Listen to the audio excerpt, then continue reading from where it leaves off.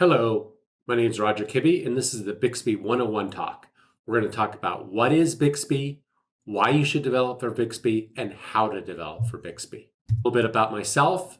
I'm a senior developer evangelist for Viv Labs, the division of Samsung that is behind the new Bixby or Bixby 2.0. I believe technology should empower and enable, but it should get out of the way. And one of the reasons I'm so very excited about voice, it's the best technology that I've seen that both empowers and enables and gets out of the way. I'm a father of 2 teen daughters. I'm a San Francisco Bay Area native, and I'm a UC Berkeley graduate, so go Bears. So let's jump in and talk about what is Bixby.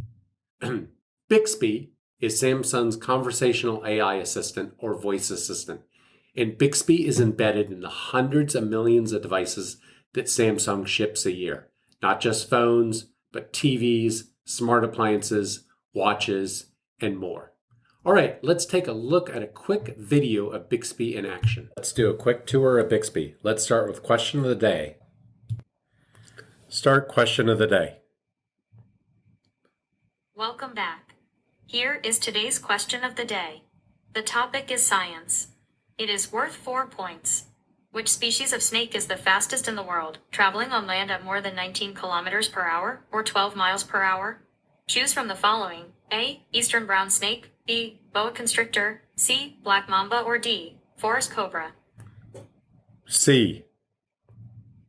Nicely done. You have earned your first science badge and 4 points. Native to parts of Africa and extremely venomous, the black mamba can travel faster than most humans can run. The good news is that their speed is... Now let's check the weather. What's the weather like tomorrow? Tomorrow, you can expect clear skies throughout the day. The high will be 89 degrees at 2:39 p.m., and the low temperature will be 60. To hear the full alert, say what's the alert. To hear more details... How about having Bixby help me do some yoga? Ask, start stretching for a stretch. Which of these stretches would you like to do? Let me choose back bend. Back bend. While lying on your back, bend your knees and put your feet near your butt. By squeezing your glutes, lift your hips and pelvis off the floor and press them towards the ceiling. I'll tell you. All right, how about if I want to play some chess? Ask Chess Maven to start a game.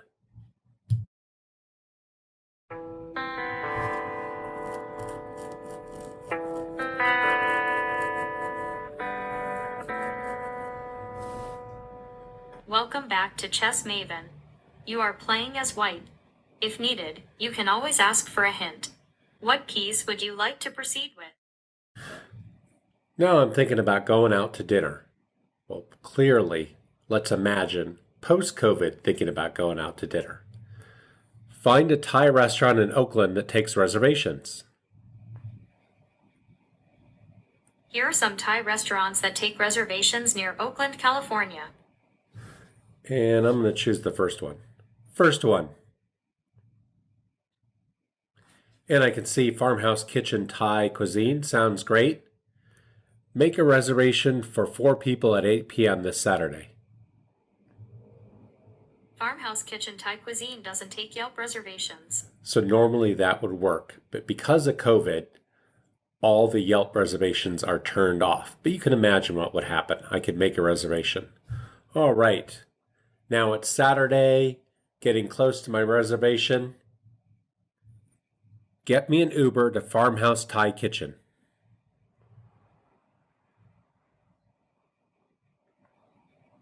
An UberX car from Walnut Creek to Farmhouse Kitchen, 710 Florida Street will be between $38 and $45. The closest driver is 10 minutes away. Ready to book your ride. And I could go ahead and book that ride. That's just a simple demo of some of the things you can do with Bixby. All right, so that was a quick video of some Bixby capabilities. One of the things you may have noticed is Bixby is multimodal. So you can see some screenshots here. There's a mobile device, a refrigerator, a watch, and a television. All of those are multimodal devices. As a matter of fact, all the devices that you can build for Bixby on today are multimodal, and it's fair to say that the majority in the future will be multimodal. So this is something very different about Bixby compared to some of our competitors. So for instance, Alexa, somewhere around 10 or 15% are multimodal. Google Assistant, yes, there's a lot of phones that are multimodal, but there's an awful lot of use on their smart speakers, which are largely not multimodal. So with Bixby, you're not just building a voice application, but you're building a multimodal application. So when you're designing and developing a Bixby application, you need to think about the fact you're building a voice experience, but there's also a screen there that you can use to augment that voice experience and enhance that voice experience. So one of the things you can do with Bixby is turn on personalization. It's quite powerful and it's quite easy to do. And the way I like to illustrate this is just give you an example. So let's say I built this train capsule, probably not during the time of COVID, but let's say post-COVID, it was a train schedule capsule. And I could ask it things like, when is the next train from my home station to work? Great for going to work. But at the end of the day, I'm going to ask the opposite. I'm going to say, when is the next train from work to home? Okay, that works well, but I have to vary things. In the morning, I have to ask, when is the next train from home to work? In the evening, I have to next ask, when is the next train from work to home? If I turned on Bixby personalization, after using it a few times, I could just ask Bixby, when is the next train? And the Bixby personalization would be context and location aware and go, he's asking in the morning and he's at home, so he wants the train that's going from home to work. Or, hey, conversely, he's asking in the evening, he's at work, so he wants the train that goes from work to home. So it's incredibly easy to add this personalization to your Bixby capsule, and it just makes your capsule start working better and better and feel more intuitive to your users. Bixby also allows users to personalize their experiences. And I give an example here of personalizing what capsule answers a query. We call this feature natural language categories. But in this case, I'm asking, what's the weather? And Bixby pops up and says, hey, you have two different weather capsules enabled. The weather channel, which is the built-in weather capsule in Bixby, but also I went ahead and enabled Big Sky Weather. So once I've enabled multiple capsules that can answer that, Bixby will ask and say, well, which one do you want to use? And then it will say, hey, which one do you want to be your default? In this case, I chose Big Sky, and I get the weather for Big Sky. And if I subsequently said, after choosing my default, what's the weather like tomorrow? Big Sky would answer. I think you saw that actually in the video. Big Sky was the default weather capsule. Now, I can always change that. That screenshot on the right shows the preferred capsule settings, and I can always change that from Big Sky back over to the weather channel. This is very empowering for a user. A user can decide, when I say this, what capsules should directly answer me. And as a developer, this is very powerful for discovery. As we all know, discovery is very challenging in voice applications. But if an end user enables your capsule and makes it the default, there no longer is discovery because they just ask your capsule in natural language. No dispatch names or invocation names needed. We are strong believers in voice commerce. So Bixby has rich transactional support. We have full support for Samsung Pay. If you're not familiar with Samsung Pay, very similar, and as a matter of fact, compatible with Apple Pay and built into almost all Samsung smartphones. You can leverage that in your Bixby capsule.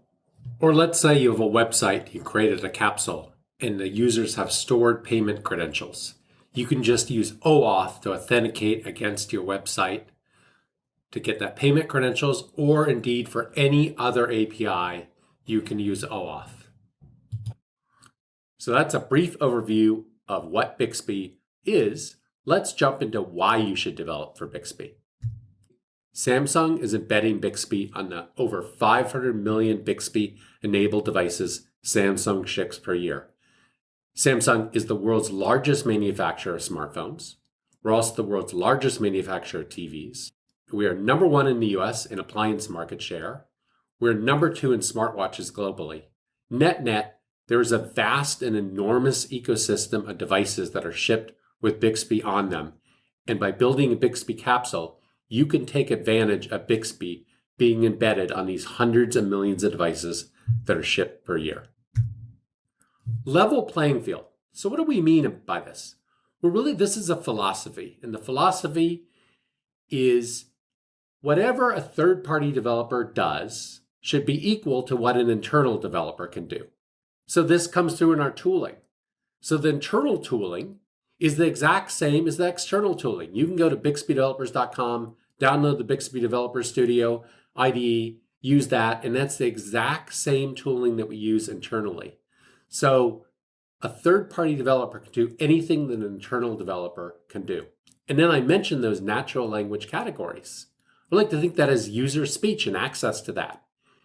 If a user sets your capsule as the default, I use that weather example, and says, what is the weather?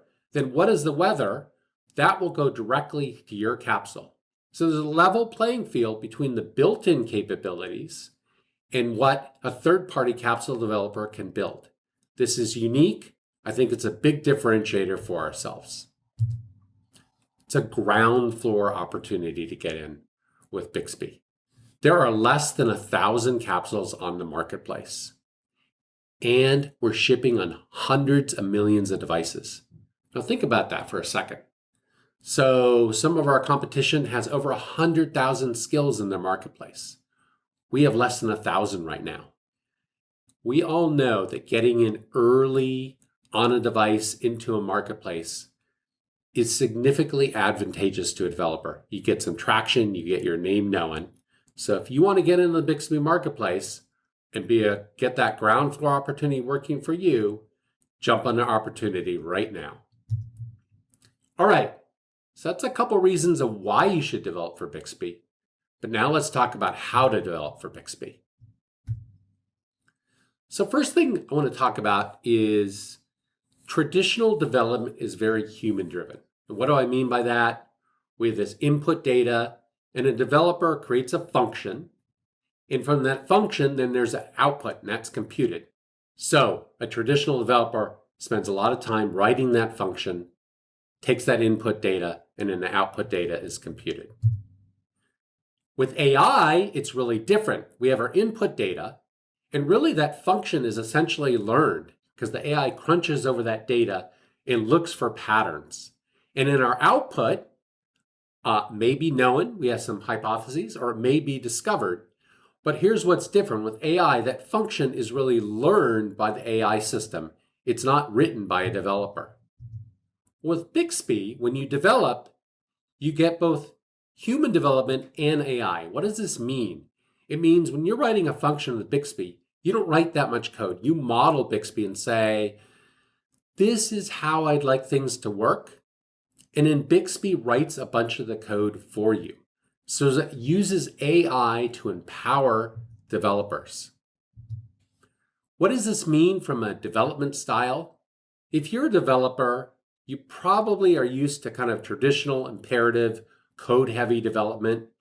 In that case, you're really telling the system how to do something. But with Bixby, it's the declarative model-driven environment. What does this mean? It means you spend a lot more time modeling what you want and a lot less time writing traditional code. You can also call it a very opinionated framework. I would say a parallel in the web world is Angular. With Angular, you write a bunch of code to get it to explain to the system how to display that UI. On the other hand, if you've ever used React, it's quite different. With React, you write much less code, and really you're telling it what to display, all right? So there's some parallels between that and Bixby, and why did I bring this up? When you're developing for Bixby, there is a bit of a learning hump. If you've been like a traditional developer, used to that imperative development style, and you have it all of a sudden moved to Bixby and you have to start modeling, there's a little bit of a hump. I will say, once you get over that hump, the vast majority of people find this declarative modeling style faster and easier to develop. With Bixby, it's an all-in-one IDE. So you go to bixbydevelopers.com, download the Bixby Developer Studio, and in that studio, you can develop. There's a simulator for all the different Bixby devices. There's a fully featured debugger, And built in is the capability to run unit and function test. So there's a whole testing suite built in, something fairly unique to our platform. And with Bixby, there's no cloud account you need to create. That's all done for you. As a matter of fact, it automatically syncs to the cloud. So you write some code, you can jump straight over the simulator and test that code immediately, because in the background, it synced your code in real time or near real time. Okay, here on the screen are the Bixby components. These are the fundamental building blocks of any Bixby capsule. I'm not going to go through each of these right now, but these are important to understand. And that's why I'm going to point you to this video, the Bixby 101 video, bit.ly/Bixby 101. You can view that video and you'll understand each of these components, how they work together. There's a simple open source capsule that we build, and we show you each of these components and how they all work together. By the way, as you're viewing this, I've already shared all of these slides to both my Twitter and my LinkedIn accounts. So you want these slides, you can jump to follow me on Twitter or follow me on LinkedIn, and you can grab these slides. Okay, we also have something called Bixby templates. These are wizard-driven starter capsules. The whole idea being you don't need to write any code to get something working with Bixby. There's some traditional things like a fax and a quiz and a jokes template. If you have a podcast, we have something really easy. You take your podcast RSS feed, it ingests that and creates a podcast capsule for yourself. And then you can have your own podcast capsule running on Bixby. We also have something called an import and search template. This is pretty interesting. With this template, what you do is you import a CSV, think a spreadsheet file, and then you can use voice to actually query the data that was in that CSV spreadsheet file. Pretty interesting things that can be built here. So these are designed for two purposes. One, as a complete beginner, you can get something working without writing a line of code. But two, even as a more experienced developer, you can use these as a starting point for something more sophisticated you build on Bixby. Voice assistant terminology. So if you've come from one voice assistant and moved to another, one of the things you'll quickly realize is they call the same thing a different name. So I put together this slide to show, hey, for instance, a voice application on Bixby is called a capsule. Alexa calls it a skill. Google Assistant calls it an action. And then I have a bunch of the parts of a voice application in there, and then the corresponding terminology for each of these different platforms. I use this myself because I do some cross-platform development. I think it's highly useful. Bixby on GitHub.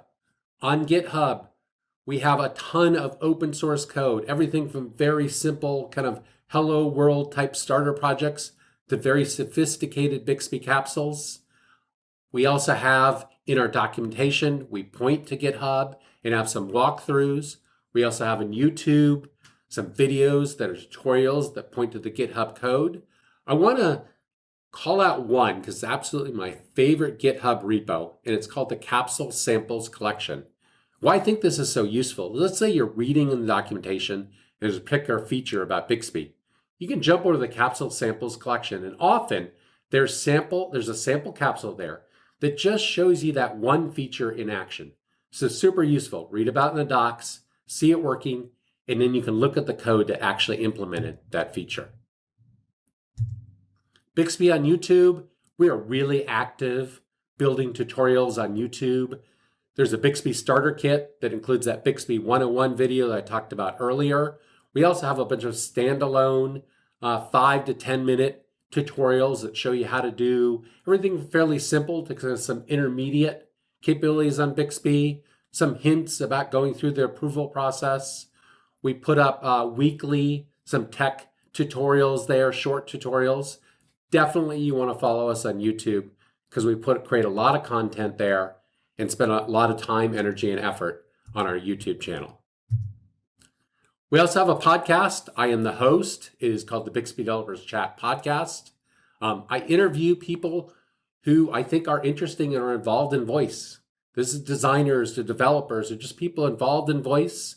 We talk about how they got their start, what they're doing, what they think about Bixby, but in a broader sense, what do they think about voice? What's the future of voice, etc.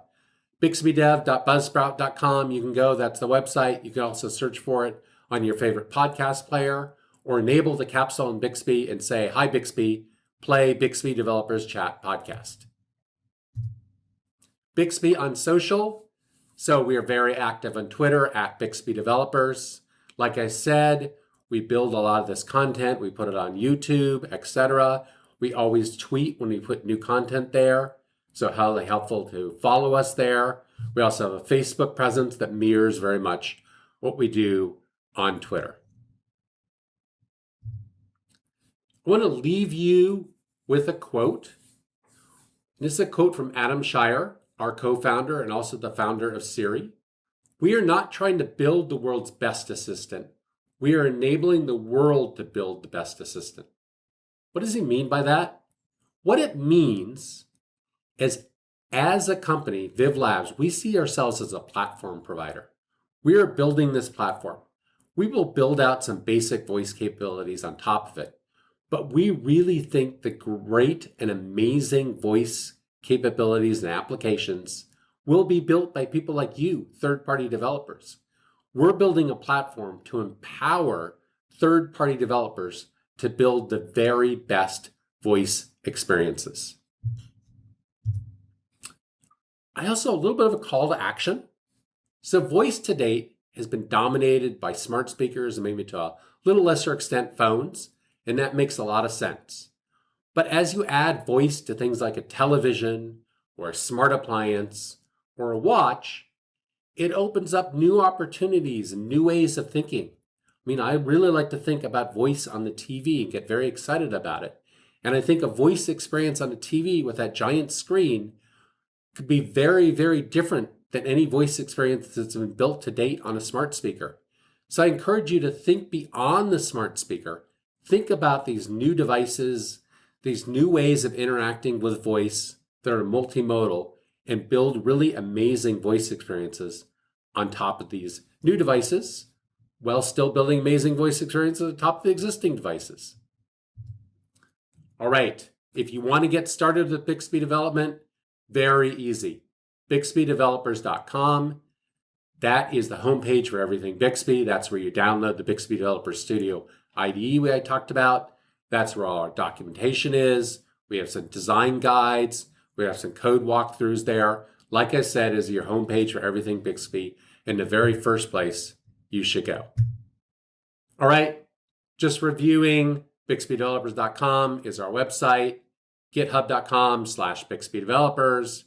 Our YouTube channel, very active there. We have a podcast I'm the host of, at Bixby Developers on Twitter, and you can find us on Facebook. Look, all you need to search for is Bixby Developers on your platform of choice, and you'll probably find us. So I want to say thank you.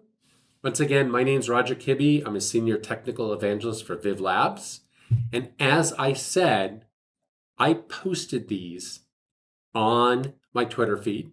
So you can follow me at Roger Kibbe, or go to LinkedIn, and there's my LinkedIn, linkedin.com/in/rkibbe, and you can find this slideshow. And hey, follow me on Twitter. Let's continue the conversation. I love talking about voice. Most importantly, I would love to see the amazing voice applications that you can build. Thank you so much. Have a great day. Stay safe in these very difficult and challenging times.